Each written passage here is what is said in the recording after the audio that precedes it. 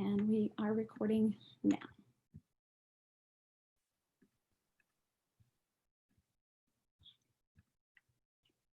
Hello, everyone, and welcome today. My name is Tanya Winters, and I am the president of Global Allergy and Airways Patient Platform.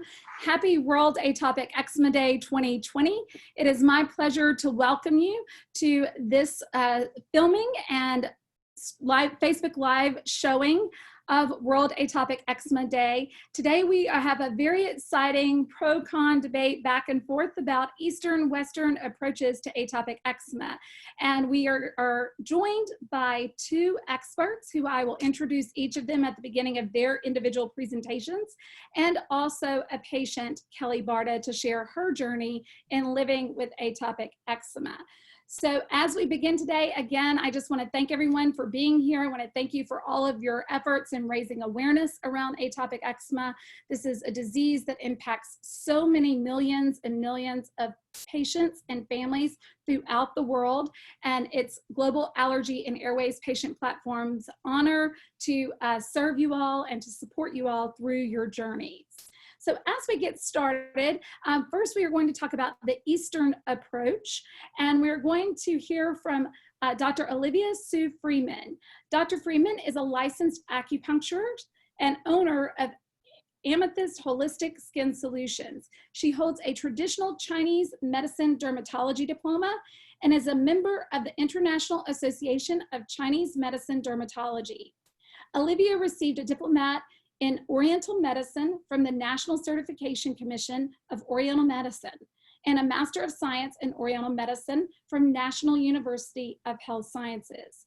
Additionally, she is the Vice President of the Illinois Society of Acupuncturists and an Illinois delegate to the American Society of Acupuncturists. So everyone, welcome Dr. Hsu Friedman. Hi, Tanya. Thank you so much for that really nice introduction. Before we get started, I thought I would tell you a little bit about my story, only because I used to be an eczema sufferer. So if you want to go to the next slide, please. Basically, most of my younger life, I suffered from eczema, asthma, allergies, which led to hives and anaphylaxis. And I was on a regimen of 7 different pharmaceuticals at the same time, plus a drawer full of ointments and lotions, as you can all appreciate. I was told there was no cure for what I had and that I would have to manage these conditions. So that sort of opened me up to trying just about anything, which led me to seeing a traditional Chinese medicine herbalist. After 4 to 6 months of treatment, my skin cleared up, my hives went away, my asthma and allergies resolved, except for a peanut allergy, which I still have today. But I've never had those issues again. So as you can imagine, that was a pretty life-changing event, and it literally changed my life. And so I quit my job in corporate America and I went back to school to become a traditional Chinese medicine dermatology herbalist. And now I own a practice and I do whatever I can to help other people do the same as what that TCM dermatologist did for me. So next slide, please. So what exactly does TCM know about eczema, right? The earliest records that we have go back to 3,000 years ago, which, you know, if you remember, there's no pen and paper back then. So all the records that we have are on animal bones, and there's actually a lot of characters that are actually inscribed on these bones that indicate skin conditions. Between 300 BCE and 200 CE, the Chinese had produced over 200 dermatology texts. And by 1911, 340 skin diseases were actually identified, including one that's called wind of the four crooks, which, as you imagine, it's the 4 areas in the elbows and knees, and the wind referring to the itch. To date, there's 1,500 texts about herbal medicine and dermatology. So I'd say they know quite a bit. So one of the biggest questions that I always get asked is, what is the biggest difference between TCM and Western medicine? And these are basically the differences. The root cause is one of the things that we look at a lot. In Western medicine, the treatment strategy is to manage each of the eczema symptoms, things like itch, eczema, inflammation, infection, dryness. We identify a specific biochemical factor that produces that symptom, and then we develop a drug that can turn that biochemical factor off. Many drugs do an amazing job at managing symptoms, but most of the drugs don't really address what caused that biochemical factor to start going awry in the first place. So therefore, the underlying cause of eczema is often not treated. And that's why most patients have to stay on those drugs in order to manage their symptoms. So in contrast, Chinese medicine focuses on the root cause. We say that if you treat all of those related symptoms should go away, right?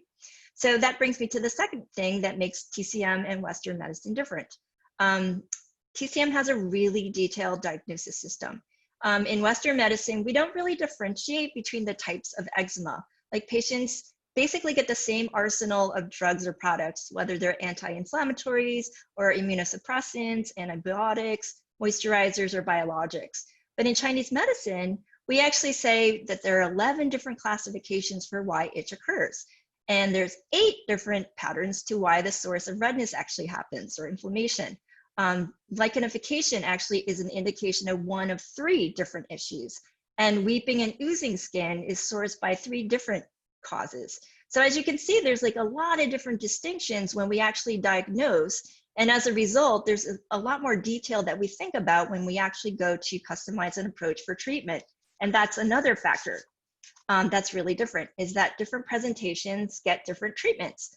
So in Chinese herbal medicine, there are thousands of different ingredients. And individually, each herb offers a set of healing properties. And when they're cooked together, they actually bind and they form other biochemicals that provide other capabilities.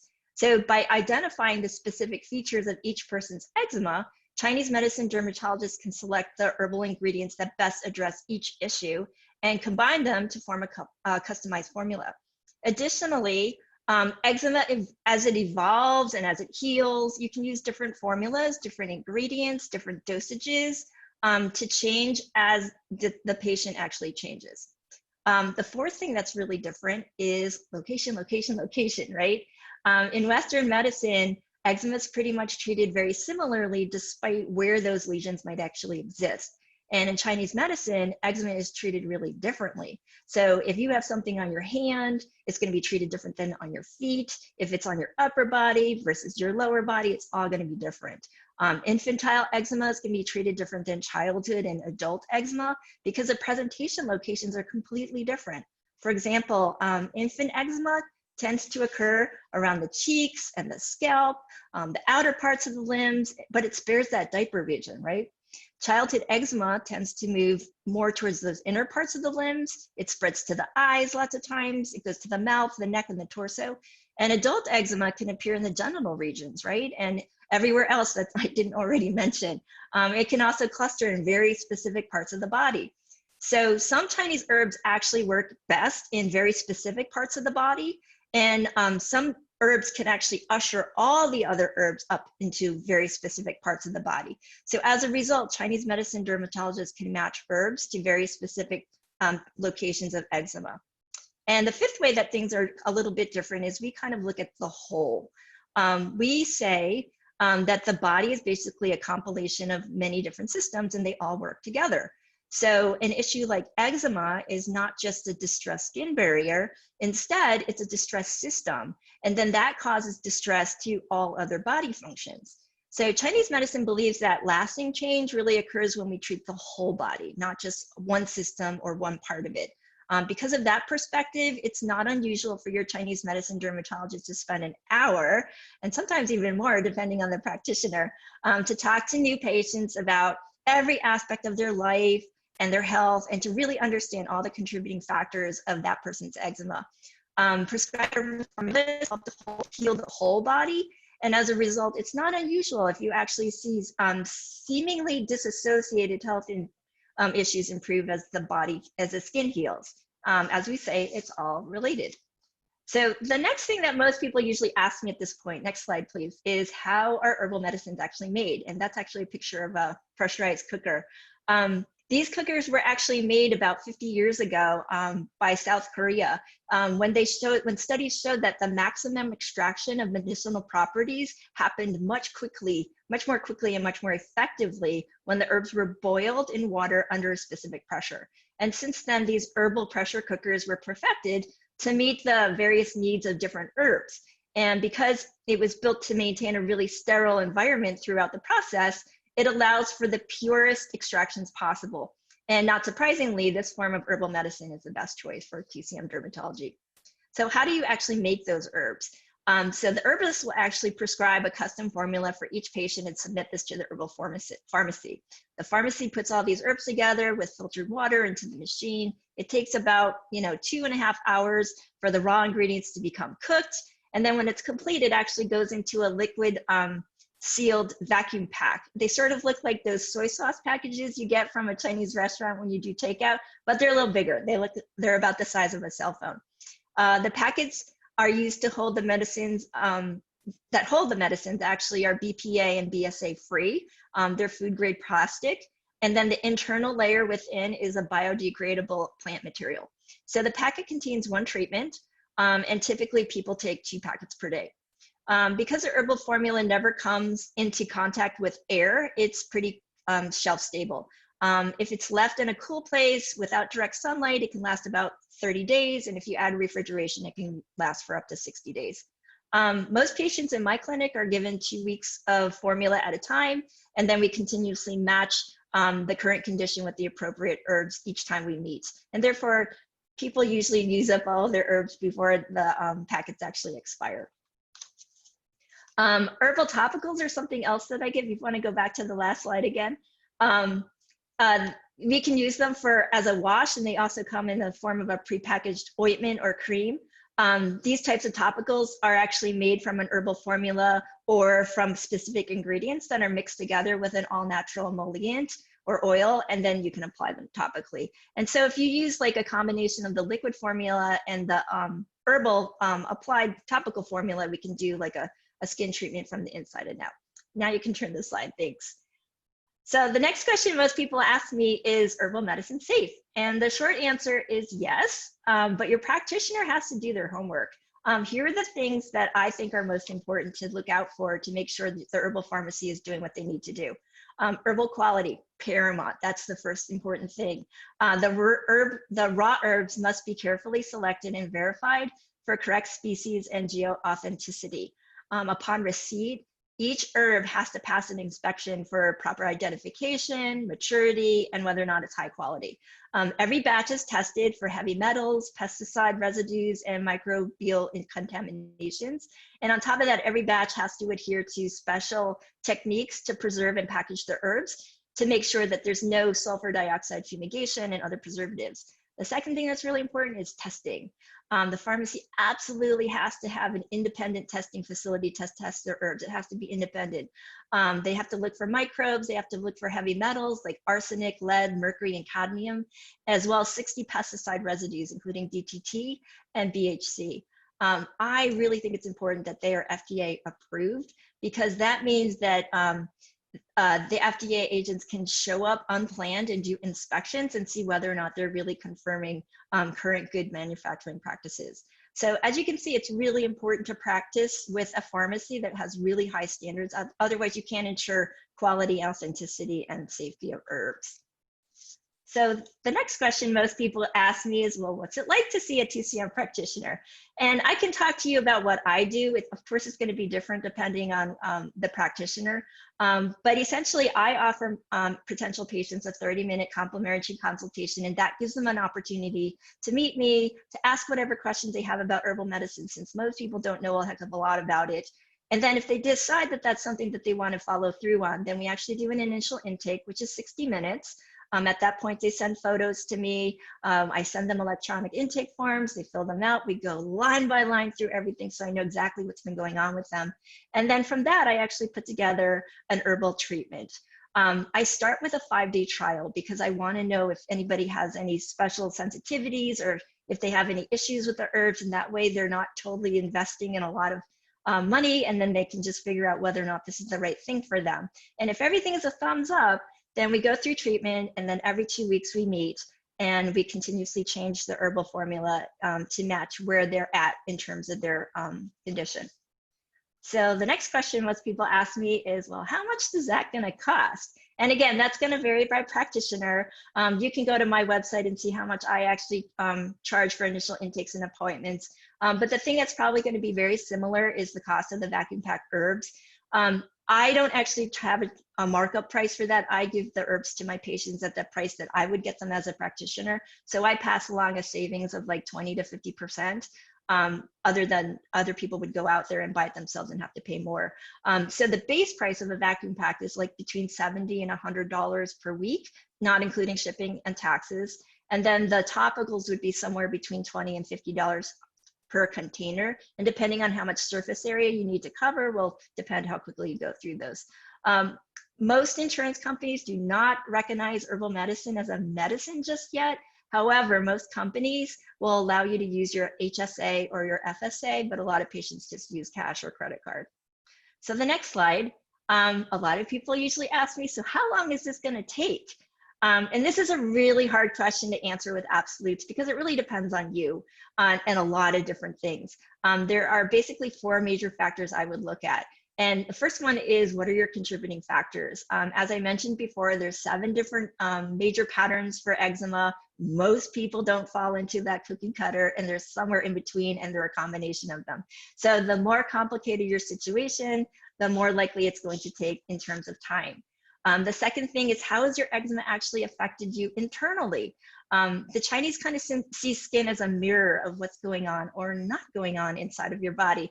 And this doesn't mean that your organs are broken down and they're not performing, but it does mean that there's other systems that are probably been impacted by your eczema. And then that's going to, affect all these other things. So one of the reasons why an herbalist will ask you a lot of questions about your sleep, your digestion, your thirst, your bowel movements, your emotional, psychological state, and your stress levels is because we're trying to figure out what other systems are actually playing a part in this. And so a safe rule of thumb is the more systems that are affected, the longer it's probably going to take to heal. The third thing that can come into play is how your body is actually handling the herbal ingredients. Some people just respond really quickly. Some people respond slowly. Some people can't handle the common herbs that we use for typical patterns. And some people's constitution has sort of been more fragile, or it has deteriorated as a result of the skin condition. And there's also patients who are just outright allergic to things. So the good news is that herbal medicine actually has a lot of different herbal choices for any specific condition. So we can always substitute things out. We have a lot of flexibility in terms of amounts and all that kinds of stuff. But the thing is, if you are sensitive, we probably will take a little bit more time to find the ones that actually are the best for you. And so that could factor into the amount of time. And the fourth thing is basically, how consistent are you with the herbal treatment? Some patients just don't bring their herbal formulas when they go traveling.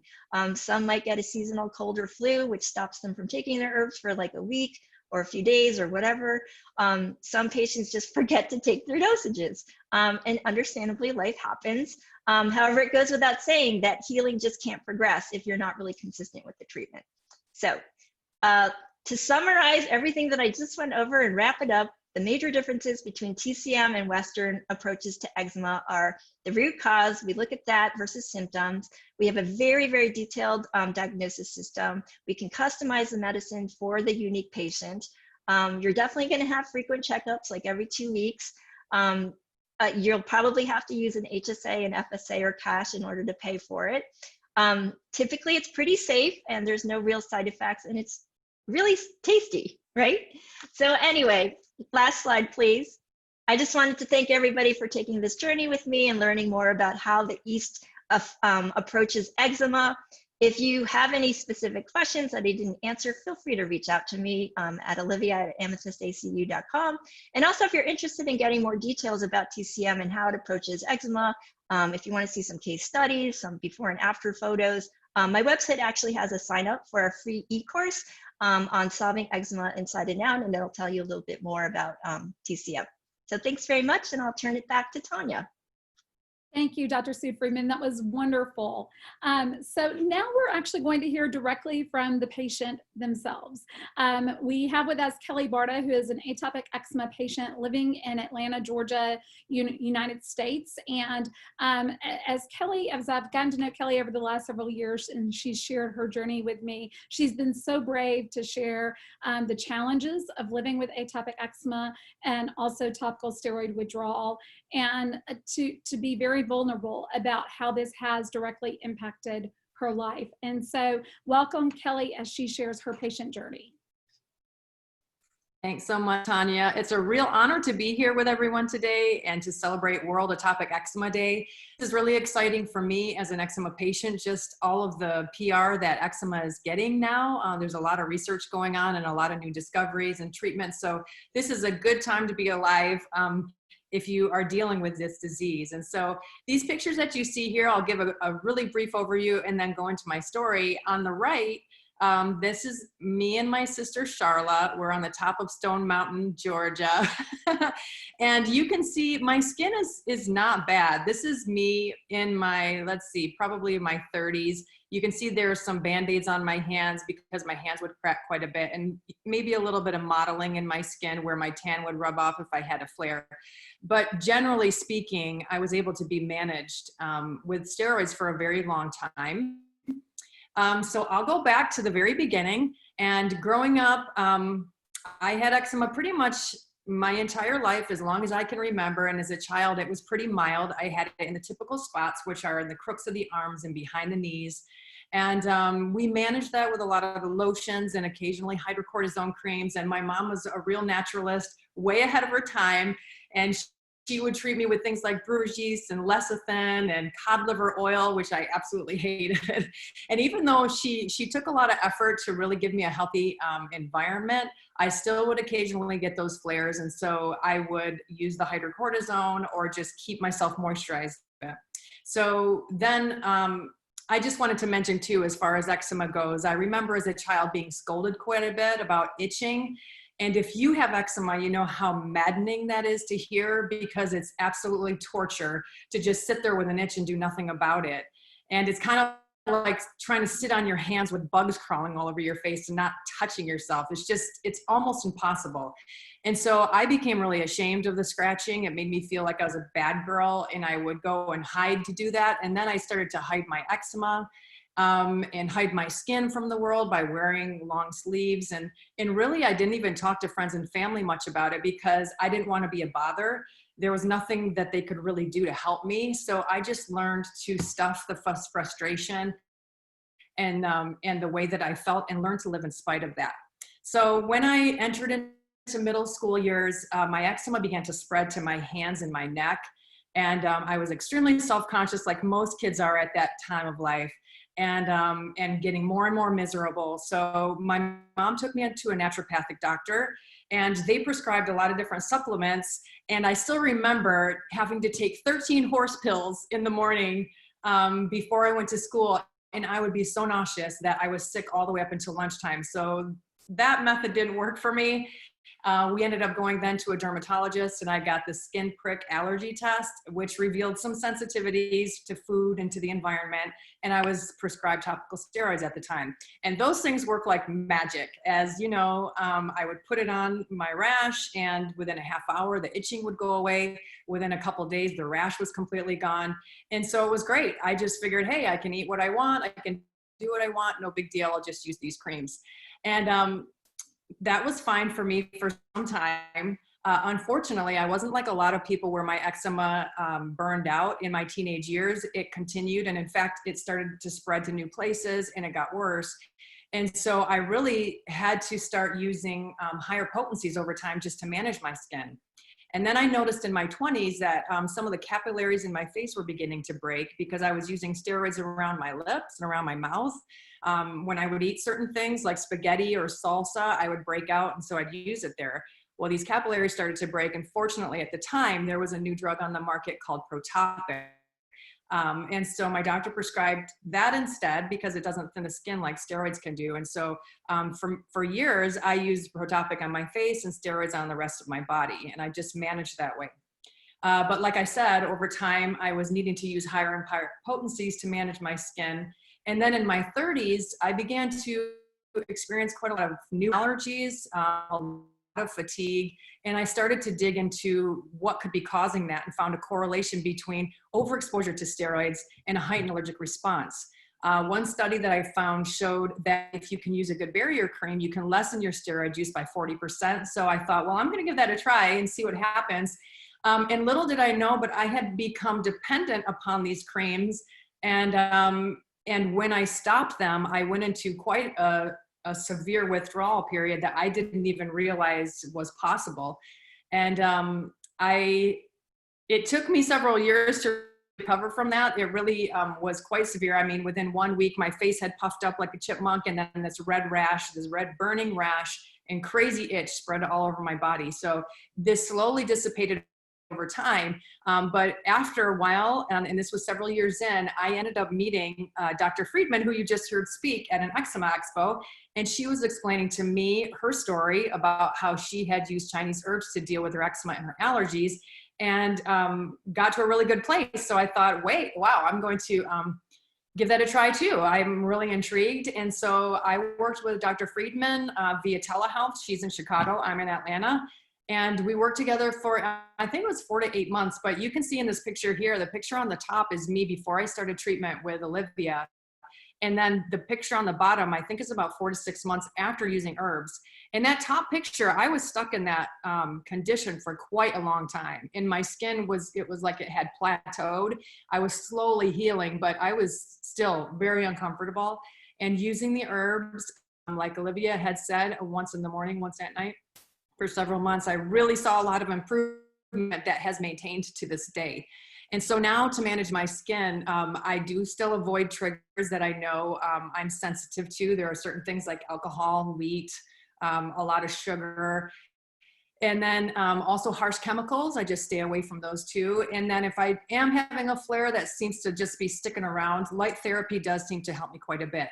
So as I said, this is a really great time for eczema just because there are so many new treatments on the horizon, and we're getting ready to hear from Dr. Leo in a minute about the Western approach.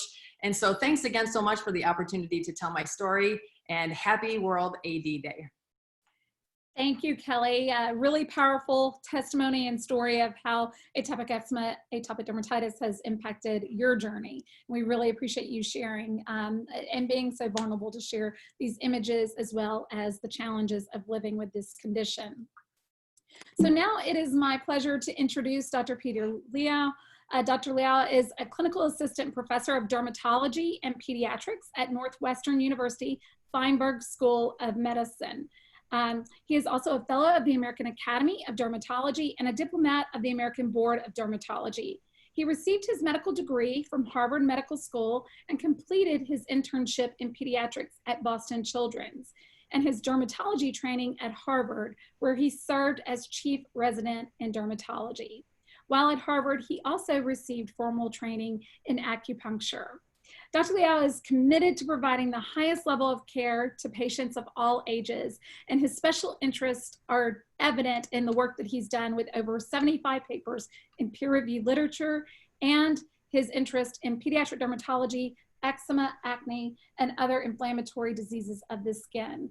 Join me in welcoming Dr. Peter Liao. Thank you. Thank you so much for having me. And those were wonderful presentations. And I think it really underscores how powerful the impact of atopic dermatitis is on not only the patient, but also the family, the friends, the social circle. It's incredible. So I want to take you guys through a little quick tour. We can go to the next slide. So I have been lucky that I get to work with a lot of different companies in just the past few years, because as Olivia pointed out, there really hadn't been a lot of new things for a long time, but finally we're getting some new opportunities. We all know that atopic dermatitis makes people miserable. And this is actually from a textbook from the early 1960s. And look at this poor guy. He is pretty unhappy. We'll go to the next slide. We know this is incredibly common. Up to 20% of kids and maybe as high as 10% of adults, depending on how you ask the questions, are suffering from atopic dermatitis. So this has kind of gotten out of control. We know that these numbers have continued to multiply, particularly in the last few decades. So it's kind of crazy. We'll go to the next slide. And when we look at, you can stay right here, this is perfect. When we look at what causes it, the image on the left is a version from the 1960s, and the image on the right is a more modern iteration or modern take on this. And we can see that the basics are really the same, but we've been able to fortunately start to fill in a lot of the gaps, because really confusingly and really frustratingly, this is a complex disease. And the truth is, we're learning more and more that it's probably not just one disease. Again, as Olivia pointed out, there are some traditional approaches that split it up into many different subtypes, and that's probably true. We don't want to lump it all together, but so far from a molecular biology standpoint, we're really still not quite able to differentiate, but we're really close. We're on the cusp. But the key pieces that are driving it, we know that there is this issue about dry skin and skin barrier. And I like to say there's a leaky skin issue for a lot of patients. That tends to be really important. When you have damaged skin barrier, allergens, irritants, and even infectious agents like viruses, bacteria, and fungi can get through, and then they trigger an immune response. That immune response causes inflammation and also itch. That itch makes people scratch, and then we get stuck in these cycles. So we know those are important pieces. We know there's an important mind-body effect too. We see the image on the left, we have the psyche prominent, the push and pull on the mind. It takes an enormous toll on people, and we know that stress causes atopic dermatitis to flare for many people. So we got another cycle that we have to think about. And then we have things like the role of bacterial infection. We're learning more about that. We're going to talk about that in a moment. And things like irritants and contactants and true allergens in the environment. Those also drive it. So all these pieces are working together to really cause trouble for our patients. Next slide, please. This is a good example of the inflammatory loop in atopic dermatitis. Again, we have the itch scratch cycle. We have the nerve endings actually changing. If you look under the microscope in areas of atopic dermatitis, the nerves look different. They're bigger, they're broader, their thresholds are lower. So they're actually abnormal, and it can take many months of cooled inflammation and not scratching to get them back to normal. We also have the role of the bacteria shown here and the immune system, as well as the barrier. Next slide, please. So this is some of the early work. This is just from last year, and this is how exciting it is to be in this field right now. We are now starting to be able to find different subtypes. So this is the work of Emma Gutman. She's at Mount Sinai in New York City, and she's doing some really advanced molecular biology on atopic dermatitis. And she's learning that different groups have different patterns. And again, this is very crude. This is only the beginning, but we're beginning to see there are differences in the immune response and differences in the skin barrier. So really, really exciting time, because as we learn this, we think we're going to be able to better target the true root cause. We're going to say, okay, the problem in your particular case is that you're making too much interleukin 4. For whatever reason, your immune system, that switch is stuck on. So if we can just turn that off or just dampen that a little, everything gets better. Just one little thing, as opposed to we're going to poison your whole immune system, which is what we've had to do by and large, largely unhappily, but because of necessity, we have been only having these blunt tools. Next slide, please. The key, I think the real key feature that we learned about now more than a decade ago was the story of filaggrin. And filaggrin is a protein in healthy skin, and it does a number of things. The main role of filaggrin is that it keeps the skin barrier strong. It prevents leaky skin by being a mechanical strengthening protein, but it's also quite elegant. Nature is incredible. As it breaks down, it plays a role in this compound called natural moisturizing factor. So it's really doing a lot of good stuff for our skin. And many patients are deficient in filaggrin genetically. So if we go to the next slide, we know that a fair number of patients with eczema, maybe as high as 15 or even 20%, are deficient in filaggrin due to a gene mutation. So this puts them at super high risk of developing atopic dermatitis in the modern world. We think there are multiple factors, but for some group of patients, maybe again, it's only 15 or 20%, we can say though, definitively, we really think the fundamental cause, the root cause, is that you don't make enough filaggrin because of your genes. So that's pretty exciting, even though that doesn't address everybody. There's still a big group we haven't had the answers for, but it gave us for the first time hope. It was like, oh my gosh, there really is, for some people, a clear root cause that we can identify. So that was exciting. That was more than a decade ago. And fast forward, we go to the next slide here. It actually now is starting to make sense clinically. So for example, we know babies often have really bad eczema on their cheeks, but usually the nose is spared. And we actually call that the headlight sign, right? The whole face is kind of red, but the nose is pale because it's not inflamed. And now we know why. It turns out that that natural moisturizing factor, again, filaggrin plays an important role in that. It actually matures differently in different body areas. The cheeks are slow pokes. The nose is really fast. So suddenly we're saying, oh my gosh, it's bearing out. It's telling a story that we can actually use to understand this disease better. Next slide, please. And we've also began to understand how the skin and allergies are playing a role. We've known that a lot of our severe, in particular our severe, but all types of eczema patients often have other allergies, food allergies, seasonal allergies, things like that. And for a long time, we kind of thought, well, maybe the foods and the seasonal things are just acting as a trigger. And certainly they can trigger people. Maybe that was the direction. But now we think it might be going the other direction as in terms of the primary cause, that when our skin barrier is leaky or damaged, again, which we saw at least again in some 15 to 20% of people, they have that filaggrin mutation. So if your skin barrier is not good, then they've actually shown in models that food protein particles can get into that leaky skin and get you allergic. They can create allergy because your poor immune system is seeing, for example, egg protein or peanut protein in the skin, and it's saying, whoa, this is not right. It doesn't belong here. It's supposed to be in your gut, right? You can eat those things, but it shouldn't be in our skin, and it therefore becomes allergic. So we're learning more about that. And I think it underscores the importance of, if we can get the skin barrier healed, if we can strengthen the skin and protect it, we might not only be able to prevent eczema from flaring and getting worse, we might also be able to prevent certain allergies. So really exciting. Next slide, please. So this leaky skin piece is so important, and we're just finally digging into it. Next slide, please. And next one. Yep. Keep going there. Perfect. And then this slide is an example of what happens to a lot of our patients, impetiginization. So impetigo, or bacterial overgrowth. Next slide, please. And we're learning that staph bacteria is often elevated on the skin of our patients with eczema. So we used to think, just 15, 20 years ago when I was training, people said, well, it's just a colonizer. It's just hanging around there, minding its own business, whatever. Don't worry about it unless it causes infection. Then you got to treat it, of course, because if they get an infection, that's a big deal. The staph can actually get into our blood in rare cases and cause real deep infection too, which is scary. But it turns out that was probably wrong. So many things we're learning and we're changing, which is so exciting. And it's not just sitting there minding its own business, right? It's actually causing problems for a lot of people. And in fact, they've identified, for example, this toxin called delta toxin that actually drives inflammation in the skin and causes eczema. So this bacteria that's sitting around in a lot of people's skin may be one of the main factors driving it. Next slide, please.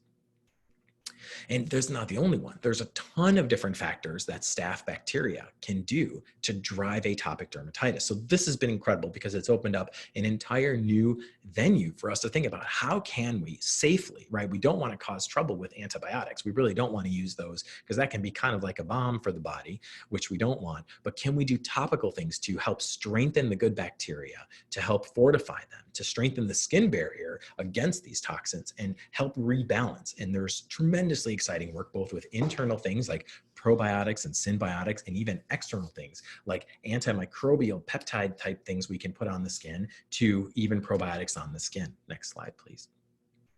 So this is just showing how staph bacteria can actually drive it. Next slide, because I know we have kind of a short time.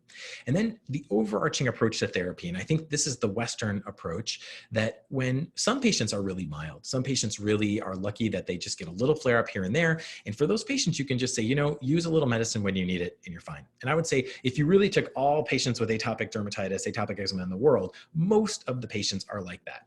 And they're probably not at this webinar. They're not going to see their doctors very much, but a lot of people are a little bit sensitive and they can use a little medicine when they need, or even better, they just have to be avoiding. They just don't want to use fragrant stuff. They don't want to use harsh soaps. Maybe all they have to do is put some moisturizer on. That'd be great. That's what we want, right? But then we have some patients where they say, I use a little bit of cortisone or even a lot of bit of cortisone, and as soon as I stop, I flare up. So those are the problems where we heard with Kelly, for example, where we have this kind of situation where we're stuck on it now. And we really try hard to avoid that with all of our different tools. And I will confess, it is difficult, but we try to do things so that people aren't stuck on it because of things like all the side effects and including topical steroid withdrawal. Next slide, please. So the three great goals of atopic dermatitis for me, the way I view it, is the first goal is, can I get you clear? A lot of patients come and see me. I have a referral clinic only. So most of the patients have seen at least one other practitioner, sometimes multiple. They're pretty miserable. And therefore my approach might be a little different than if you just see, for example, your pediatrician or your primary care physician or a general dermatologist. But we have to get you clear because many patients haven't slept well. Some of the kids are failing to thrive. They're not growing well. Many times they've been on really extreme diets too, and they're just sickly. So we really want to get them better. The second part is we got to keep them clear safely. That's the hardest hurdle of all. And then the third part is keeping it up. Sometimes people just get burned out, like they have it and it works. And I think Olivia alluded to this too, even with herbals, no matter what, if you don't stick with it, it's hard. And sometimes life does get in the way. So we have to make sure we're meeting their needs. There's a ramping up scale that we can use for our medicine, starting out at those basic things, good education, good avoidance of the nasty products that might trigger moisturizer and so on, the reactive therapy, if we can get away with that, then we can get more proactive, and then we can even get to the more powerful big guns. Next slide, please. And these are sort of the way I envision it. I call it my treatment tetrahedron, where we have these 4 pillars of atopic dermatitis that we're trying to maximize. Moisturize the skin to strengthen the barrier, anti-inflammatory to help prevent inflammation, anti-itch when needed, and then antibacterials to keep the good bacteria good. Next slide, please. And I just want to say that we know more moisturization really does help prevent eczema, and that's important. Next slide, please. There are many moisturizers out there. Part of what we do is find a good one for people. Next slide, please. And we know that it doesn't have to be expensive. There have been these studies showing the super fancy schmancy ones, sometimes costing 50 times more. They are not necessarily any better than the cheapest ones out there. So we can try to find good ones for patients. Next slide, please. Bathing is a complex area that comes up, and we're going to skip through. But it turns out that probably doing more frequent bathing is better. Once or twice a day is probably best for most. And sometimes we even leverage that using something called wet wrap therapy, where we can actually use a damp garment for the skin. Next slide, please.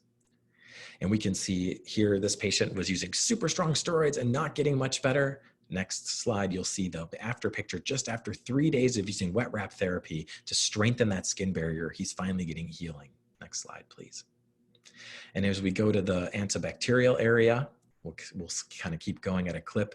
We know bleach baths have been an interesting story. There's all sorts of stuff that's been going on in this area because we thought bleach baths may help. Next slide, please. But they might not. They might not help that much. And there's a question that they're doing anything for staph bacteria. It turns out they probably aren't.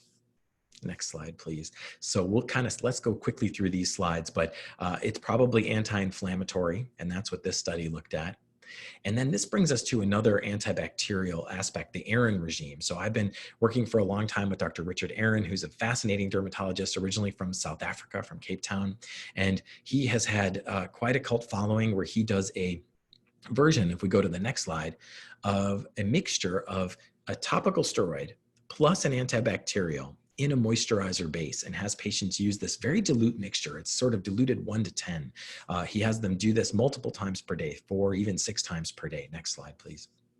And this is interesting because it's a little bit antimicrobial with that antibacterial in there. It's a very low potency steroid, but applied more. And then it's all in one. You get one tub, which is kind of neat. Next slide, please. So we did a study, looked at this, and we actually looked at 116 patients that were treated with this. We call it CASM, the compounded antibacterial steroid and moisturizer. And if you look at the next slide, we found that it significantly helped the patients, even patients who had been on systemic therapies like prednisone or cyclosporin or azathioprine, methotrexate, all these things. Even in that group, almost 70% of the patients felt it was better. So that's pretty amazing. And then the topical probiotics, there's some really neat studies going on now that may be a new way we can help the skin get stronger without using some of these other things and help push the staph back. Next slide, please. So we've got to keep watching that. Next slide, please.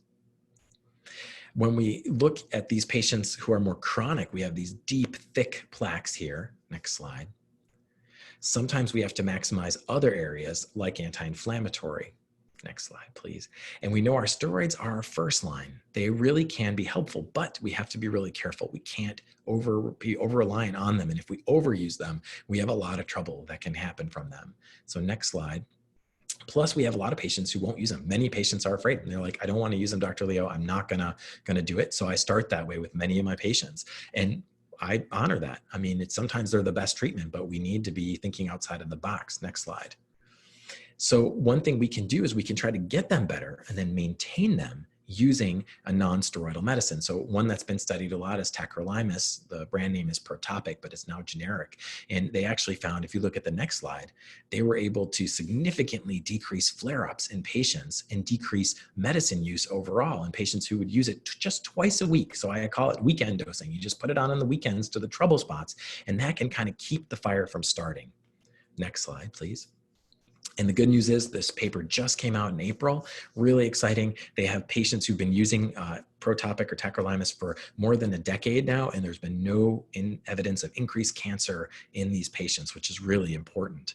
So this is our goal, to go from getting spiky flare-ups down to patients doing great, having minimal eczema, great control, and needing very little or no medicines. Next slide, please. Other things that can help us stay there are things like crisaborole, which is an anti-inflammatory agent, not a steroid. For some patients, it can be helpful. The biggest issue is it causes stinging and burning in a lot of patients, so we have to really be careful. We test a small area first, and that's good. It's also expensive.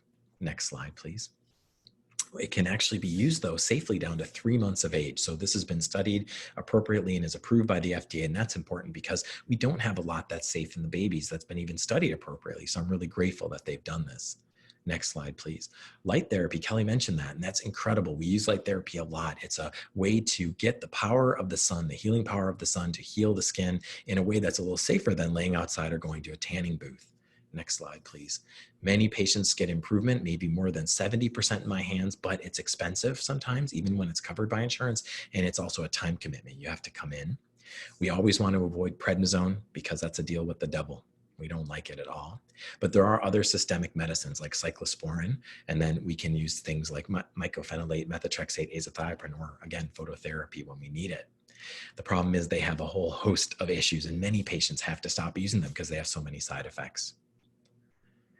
Dupilumab has been really exciting. This came out in 2017, and this is starting to answer the call. It is targeting just two inflammatory signaling, IL-4 and IL-13. So it's not an immunosuppressant, it's an anti-inflammatory. Next slide, please. And therefore it doesn't have, next slide, please. It doesn't have a lot of the side effects of the conventional things. So much safer in general, but not nothing. There's nothing we really have in medicine, I think, is truly free of all problems. If it was, then it probably doesn't do anything, right? Any weapon can be helpful or cause harm. But I think what's nice is, in general, relatively safe, and then also been studied in adolescents. And then the next slide shows us what it looks like even in the littlest kids, down to 6-year-old kids. So again, that's really reassuring to me as a clinician. We also know that it can cause a remission. It can help people stay clear longer. We wrote this paper a couple of years ago where we had patients even off the medicine stay clear. Next slide, please.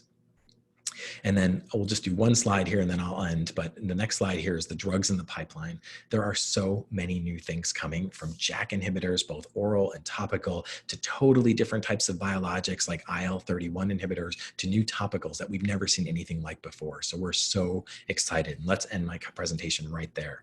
Thank you for your attention. Wonderful. Thank you so much, Dr. Liao. That was just fantastic. And I learned so much in that. I know so many of our listeners did as well. So let's go to a few of the Q&A while we have just a few moments left in our time together. The first question actually comes from Stephanie, and she asked about specifically how you address different skin tones, because again, atopic dermatitis, eczema certainly appears differently and depending on the person's skin tone. So how do you help people of perhaps darker skin tones versus the traditional Caucasian approach? Yeah, you know, I think we do see patients from all ethnicities, all skin tones, and it's true though, there are different patterns that we'll see. So particularly patients of Afro-Caribbean descent often do have different patterns of their atopic dermatitis. They're more prone to what we call follicular eczema. They're more prone to heavy lichenification, the thickening of the skin. Asian descent patients also have some different patterns that we see.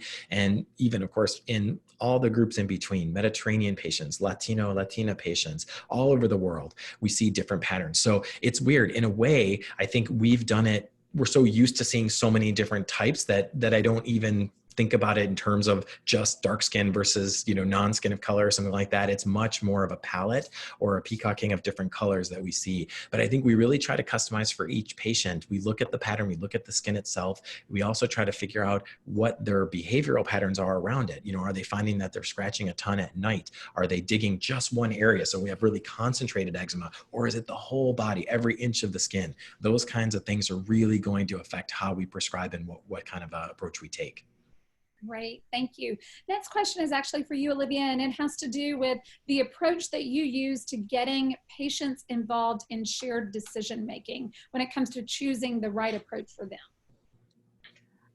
Well, I would say that's one of the biggest reasons why we spend a lot of time talking. I think one of the things that really comes into play with people who have eczema is like the emotional component of it, right? Or emotionally, psychologically, where people are at. And I think there's a lot of people who, might come to me originally, but they might be scared. They're not really sure because this is kind of new and different. So a lot of the conversation that I have with them is actually to talk about, what their concerns are, what their fears are, or whatnot. So we spend a lot of time talking about this other side of the part of eczema that oftentimes is kind of left on the side. There's that physical part, and then there's the emotional part. So a lot of my work is to actually help people through each stage. And there's also a part where people actually start getting better and they're not sure what to do with that. They actually have defined their entire life with this condition, and suddenly not having that and not having to spend all of their life managing it is a really different thing for them. And we actually talk about working through those feelings as well. So I would say a lot of the time that I work with patients is really working with them on an emotional and psychological level as well as the physical. Great. And Dr. Leo, any comments from you about how you go about helping patients to work through shared decision-making and the various treatment options they may have? Yeah, we really try to sit down and look at the different options. And sometimes we'll even make these little radar charts or spiderweb plots where we'll kind of talk about how fast something works, how well it's going to work, and the safety issues. And we can kind of make that decision together, because now we're starting to get a lot more options. So it's interesting. And of course, I'm a little bit different too, because I'm more of an integrative dermatologist. So I'm actually quite open to referring some patients to Olivia, when I need help, or if I feel like we need to go that direction. And I work with a hypnotherapist who can help some patients as well. I work with a registered dietitian, and I work with a lot of allergists. So I really do try to bring different traditions, different approaches in when it's needed or when I think it's going to be the best thing for a patient. So it was the perfect segue into Snezana's question, which is what percentage of atopic dermatitis patients actually do have comorbid allergies or underlying things that are actually making, such as allergies, food allergies, or environmental allergies, making their eczema worse? Yeah, I mean, it's interesting. It depends on the severity. So as you go up, it starts down probably at about 20%. And then as you get to the more severe patients, it's probably over 50% of those patients have multiple allergic comorbidities. So other things going on, one or more things. And there's no doubt, if you're getting an allergic reaction from something in the environment or something you're eating, that can totally be a trigger for your skin. That can start the whole process off. Even though it's a different branch of the immune system, it's usually more of a hive response. That alone can get things going. So it sounds like in both approaches, Eastern and Western, there is that time that's so necessary to sort of put all the pieces of the puzzle together. What are some of the potential triggers? What's going on in the inflammatory system? Again, what are some of the traditional approaches and non-traditional approaches that have already been explored? It's all of these things coming together that helps us to get to the right treatment for the right patient at the right time. One of the big areas of concern that we hear from many of our eczema patients is around steroid phobia. And Dr. Liao, you definitely touched on this, but talk to us about how commonly you see patients that do have that steroid phobia. And Olivia, maybe again, I'm sure that's why many people begin to seek out alternative approaches because of their fear and because of the side effects of systemic steroids like pregnancy. Yeah, I mean, we see it a ton. I would say for my practice, which again is a little bit specialized, most of the patients are at least wary of steroids. They've often been prescribed them over and over. Many times they're told that's the only treatment, just keep using them. So they're often really frustrated about it. They're concerned about it. And now I think people are much more educated. They can read online, they see other people having bad effects. So if somebody says, oh, it's totally safe, they're like, I don't think so. Like that doesn't sound right. I've read a bunch of things that say they're not totally safe. So most of my patients, I think, have some concerns. And what I try to do, if I really feel like that is going to be helpful for them, then I explain that we're going to use it in a very, very careful and thoughtful way. We're going to use them for brief bits of time to get control, and they're not going to be chronic, constant use, because I think that's where we get almost all of our trouble. But for those patients who say, I don't want it at all, if they're pretty severe, then I say that we need another approach. And sometimes there's other Western medicines we can use, immunosuppressants, dupilumab, so on and so forth, phototherapy. Or if I feel like maybe an herbal approach is the way, then I might say, Olivia, will you see them and help us? Or sometimes I have patients doing fairly well or really well on conventional medicines, but they need to come off and I can't get them off. So again, I might say, I want to switch you to herbal medicine. So I'm going to have Olivia help us get off of everything. And Dr. Friedman, anything you'd like to add about that? Muted, I'm sorry, I'm mute. Can't hear you. I would say most people who come to me have already gotten to the point where they either don't want to use pharmaceuticals anymore, or they have limited how much they want to use, and that's why they're seeking me out. So, I mean, my practice has a lot of people who have topical steroid withdrawal. I would say it's probably higher than most dermatologists as a result. And so I would say there are a couple of situations where we actually work together, Dr. Leo and I, where somebody might be doing incredibly well on a particular pharmaceutical, but they might be having some side effects, and so I'll come into play and help them with the side effects. In some cases, we have some people who are doing well on a pharmaceutical, but they don't want to be on them forever, and so we sort of start with the pharmaceutical and onto the herbal medicine. So there's a lot of different situations, and it really is based on what the patient wants to do, what their goals are. And, we can kind of work together any way that the patient wants to do things. So I would say we're very flexible in trying to find the best treatments for each patient.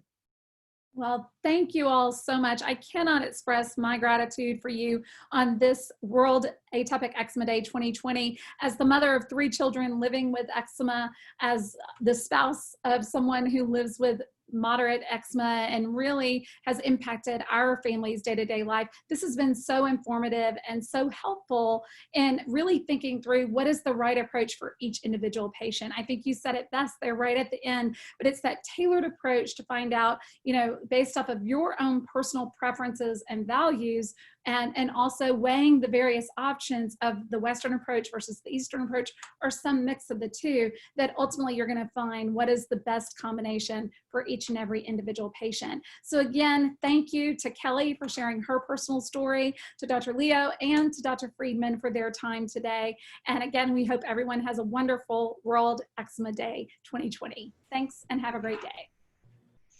Thank you. Bye. Thank you. Thank you all. Thank you. Bye-bye.